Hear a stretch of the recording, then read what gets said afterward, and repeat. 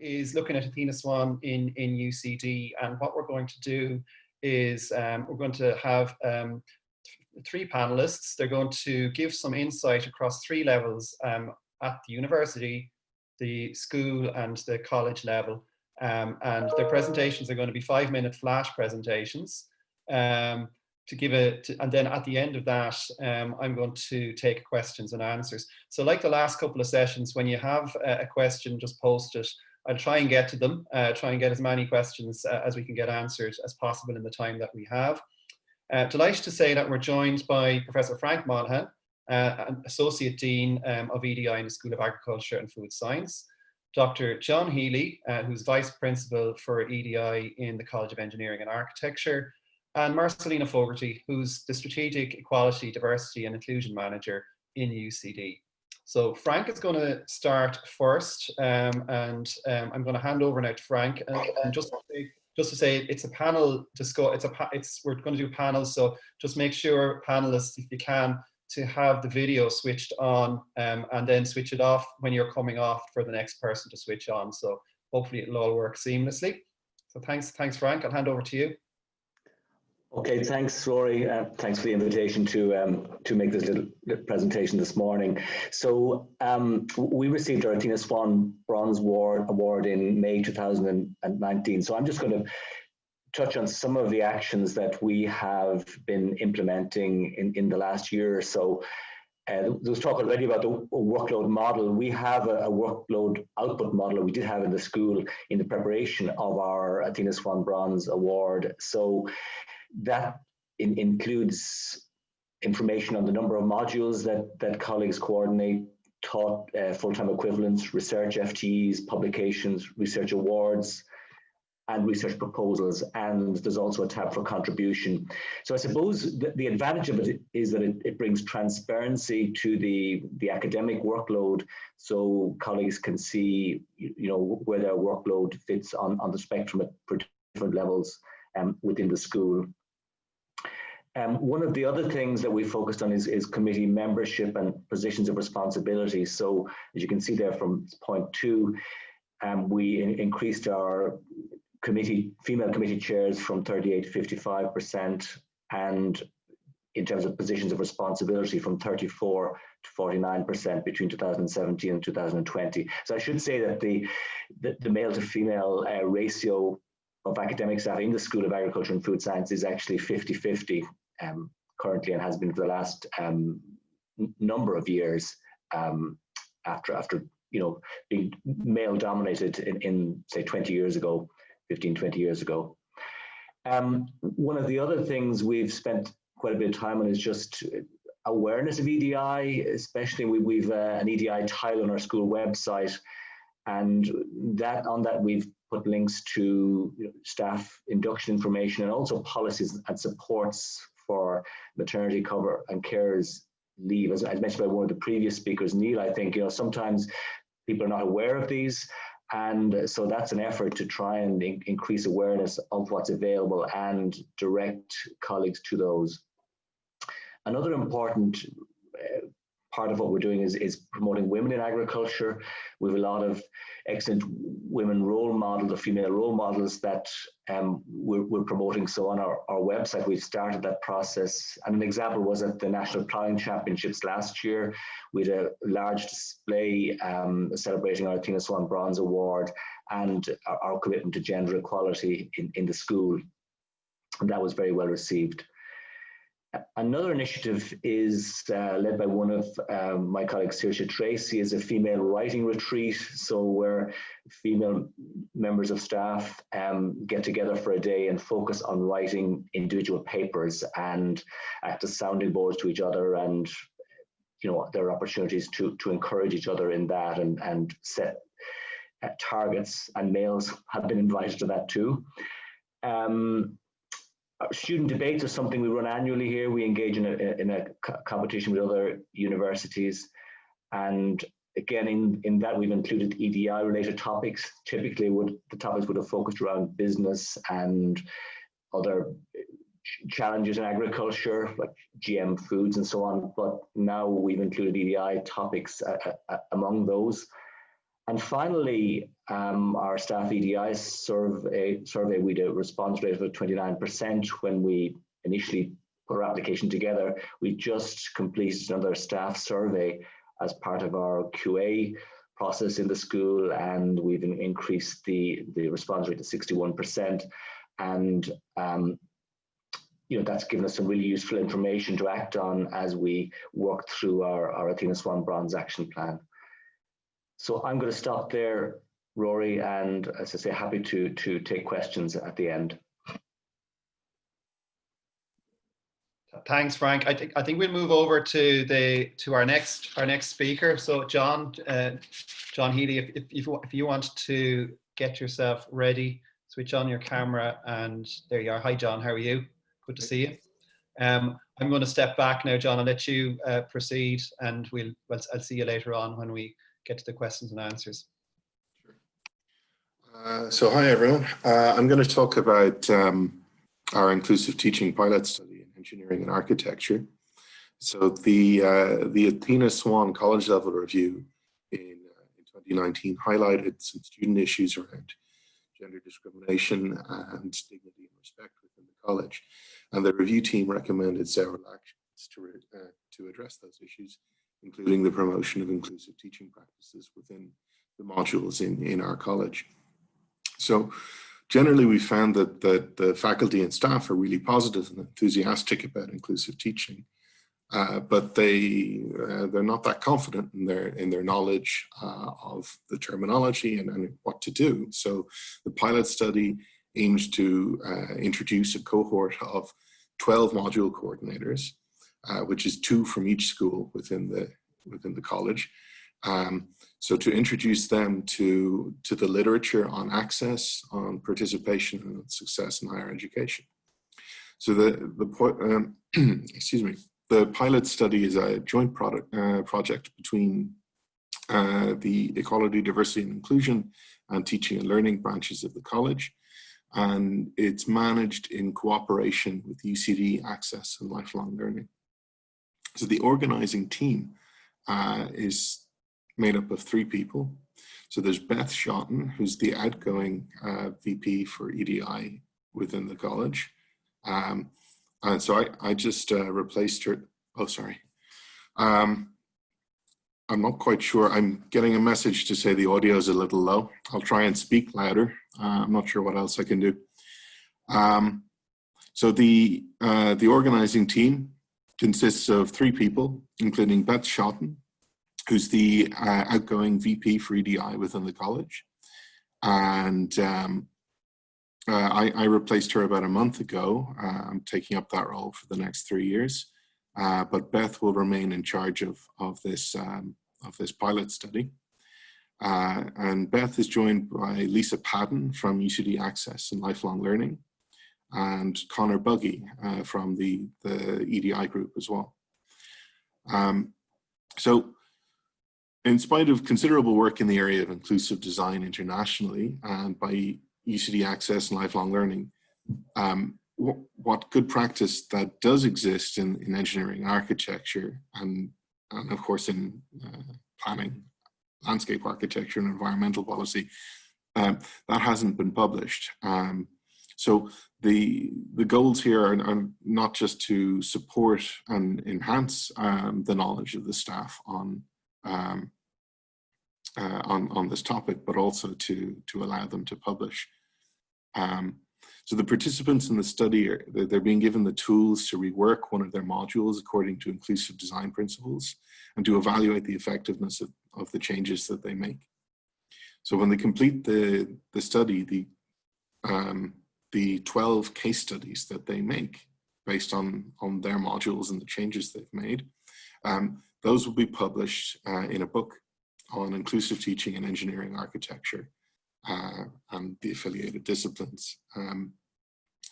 So that will be launched at a symposium, and the publication costs are being covered by the college and the Office of the Registrar. So in order to get there, the tooling up part of the pilot study involved 3 workshops that have already been held. The first was held in January and it introduced the organizing team and reviewed the intentions and the structure of the study. The second in March was a 2-hour introduction and review of inclusive teaching practice and principles. So they were shown examples of how other modules have been adjusted in the past and given links to resources, including the Toolkit for Inclusive Higher Education Institutions, which was written by Dr. Lisa Padden together with Dr. Anna Healy here at UCD. Our third meeting then in May was a workshop of 2 hours to discuss how to reshape the included modules. And so that concluded the kind of the education side of this.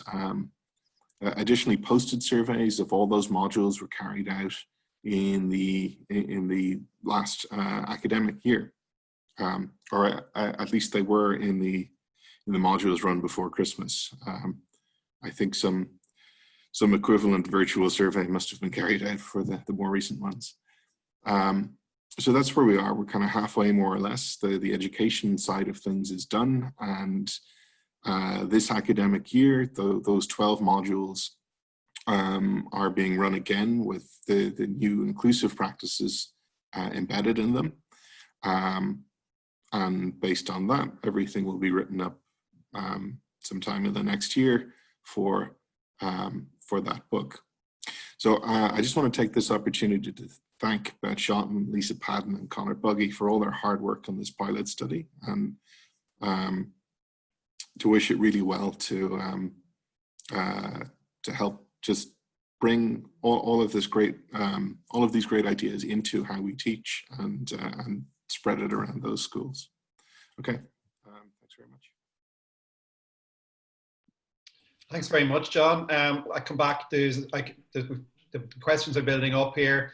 There's 5 questions in the question box already. So I'm just going to pass over now to Marcellina Fogarty.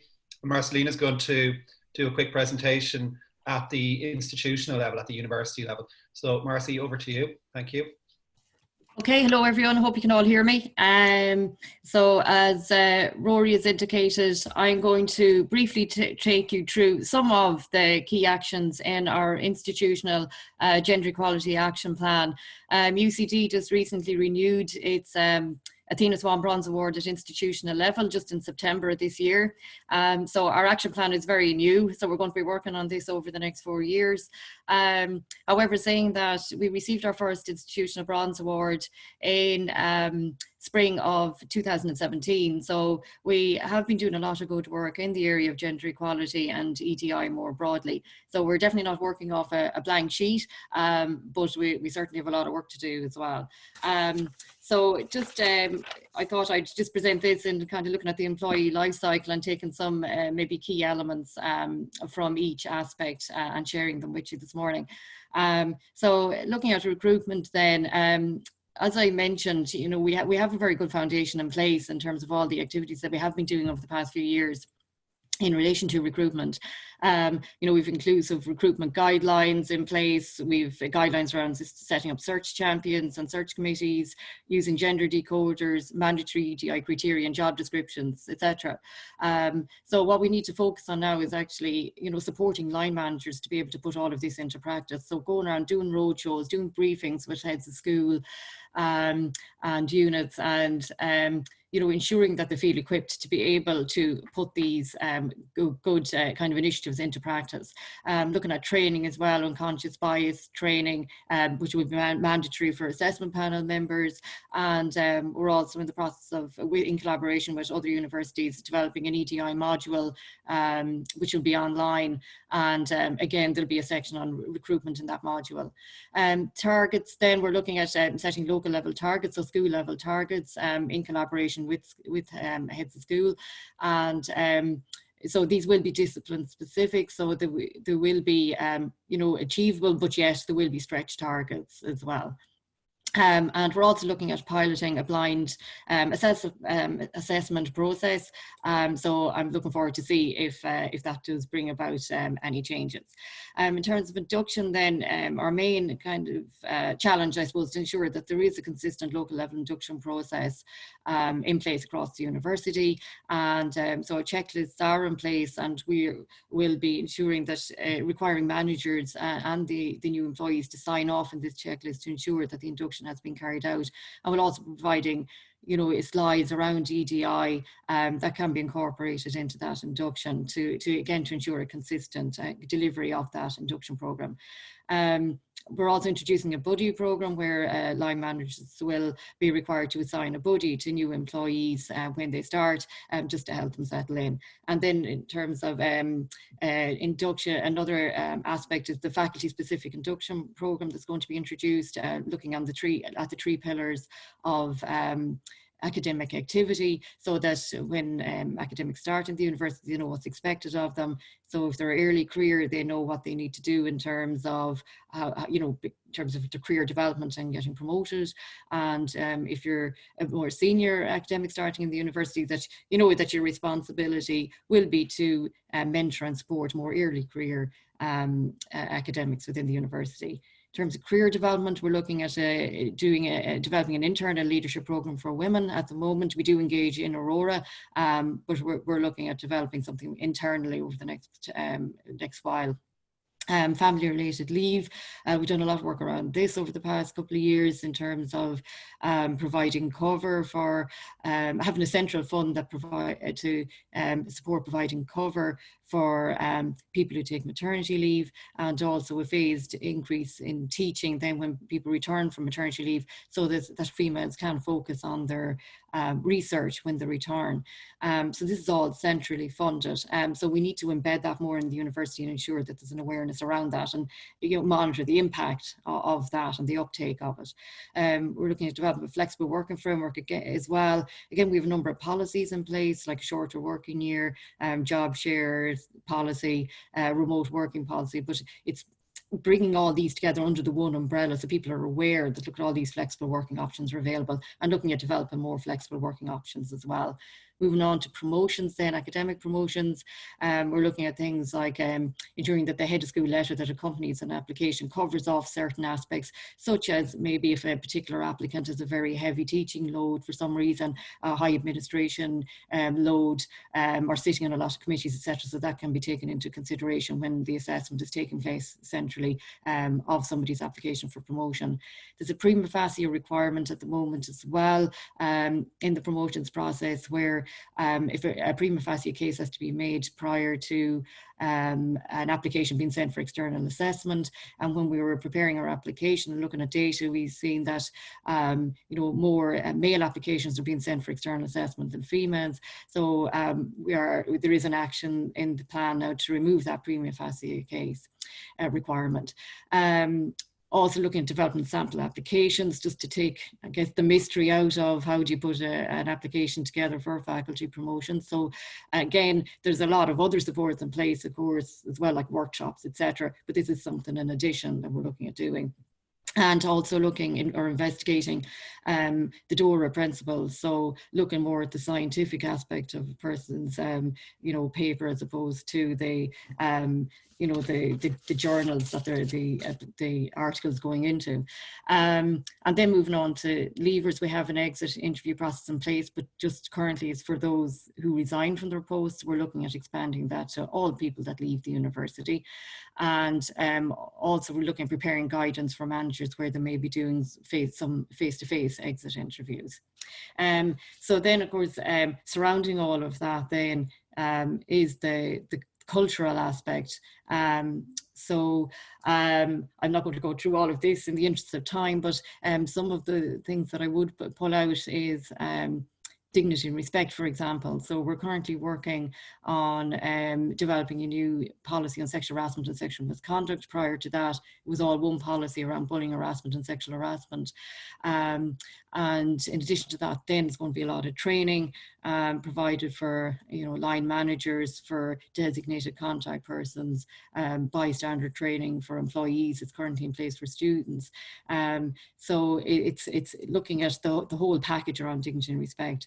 Role models, again, has been mentioned a lot today, obviously very important, ensuring that there's visibility of the underrepresented gender in particular schools and units, you know, in terms of being on members of panels, influential in committees, etc.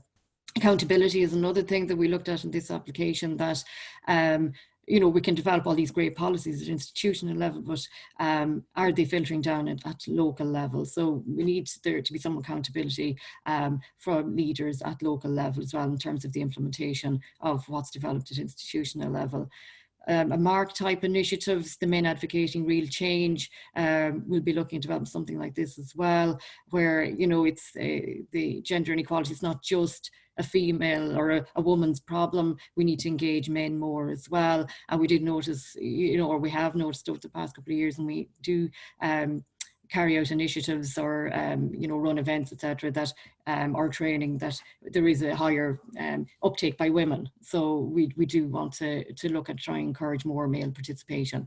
Equality impact assessments have been in place for a little while in terms of policies. It's been a mandatory requirement when developing policies to carry out an equality impact assessment. We're looking at expanding that then beyond policies to other aspects, such as the frameworks that are developed and job descriptions, etc. And embedding EDI, then I've kind of touched on that around you know, the role models. So it's supporting inclusive events, for example, ensuring that there's diversity on our websites and you know, at conferences, etc. So so the point there about culture is that we can have everything in the center, in the middle, in the inner circle there can be all great, but if we need to have the culture in place as well that's going to deliver on all of those great initiatives. So thanks very much. Thank you, Marcy.